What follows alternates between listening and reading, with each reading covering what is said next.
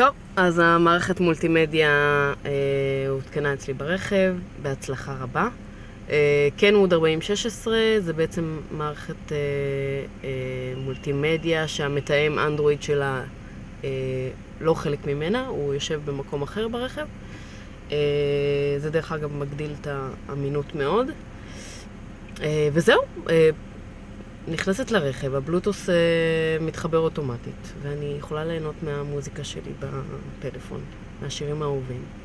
ובואו נשמע כמה צלילים.